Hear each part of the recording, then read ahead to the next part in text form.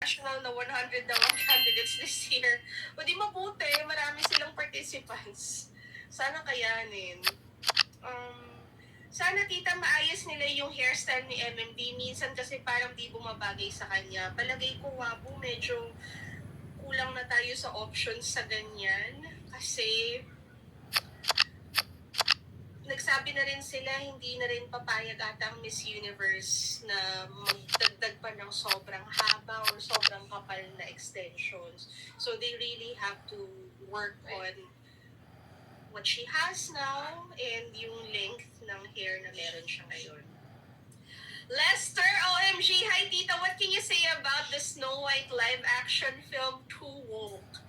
Feeling ko nagiging too woke siya rin kasi sobrang pinatulan din ng mga tao sa social media. So parang hinighlight din yung pang chop-chop nung mga nasabi ni Rachel. Pero ako, feeling ko lang it's like an old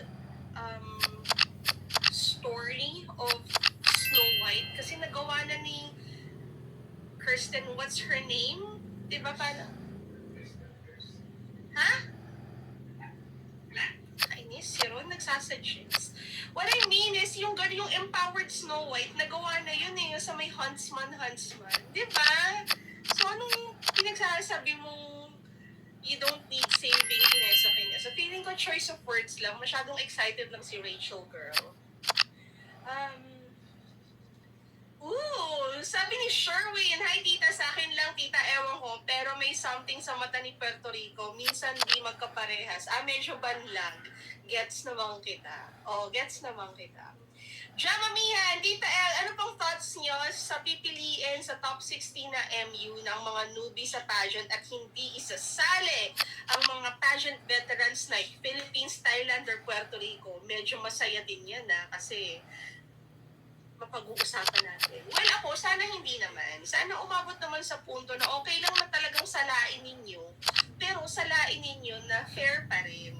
Wala kayong magawa. Nakasali na to sa dati nilang pageant. Alangan namang pumayag kayo ng trans, pumayag kayo na may anak, pumayag kayo na kasal, tapos hindi kayo papayag na nasali na noon. Malay ba nila nasasali sila ngayon, di ba? Gagalit. Di ba? Yun lang naman. Hi, Trebs. Ako lang ba ang ayaw kong manalo ang Thailand? Hindi naman. Ako lang naman kasi, paborito ko kasi yung Thailand doon nanalo noong 1988. Yung tagal na noon, 1988 pa. Parang, panalo nyo na yan. Magka-emehan na ayoko silang manalo. Ayaw talaga ni Trebs.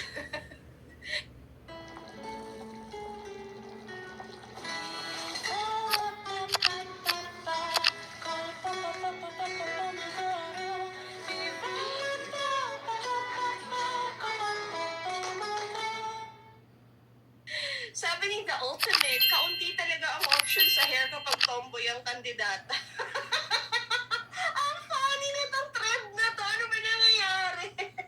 Gusto niya short hair, di bigay natin ang short hair. Diba? Tita, kung ikaw ang gagawa ng natkus ni MMD, ano ang gagawin mo? Pwede ba tayong mas maliit na version ng tikbalang? Gusto ko talaga ng malakabayo eh. Gusto ko talaga ng diba? May hugot talaga sa mythology. Kasi parang ang hirap gawin nun. Gusto natin pretty-prettyhan sa Miss Universe eh. Kape-kape, MMD should retain the length of her hair. Para kasing lahat na lang ng candidates pang cream silk Adam hair.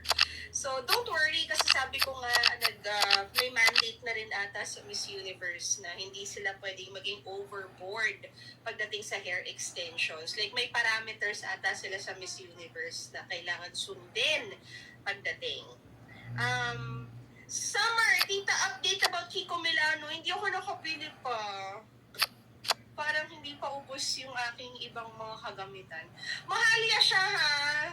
Hindi pa ako makaporma. After ng first week ng September, meron na ako. Okay. Hey Midnight from Toronto. Hi Tita El, late po ako. Magandang gabi, magandang umaga sa'yo dyan. Do you think MMD could continue or move a photo shoot streak? Gosh, I'm hoping. I mean, ayaw niyo po maglagay ng Oriental Beauty dyan. Maglagay na kayo for inclusivity, diba? Okay. Still hoping for BB Pilipinas Earth or Tita. Sino bang hindi? Okay. Ryan PT, clean cut evening gown for MMD just like her winning gown during the finals or Eliza's white Filipiniana gown. Hindi ilista natin. Parang mapapasabak ako mamaya dito.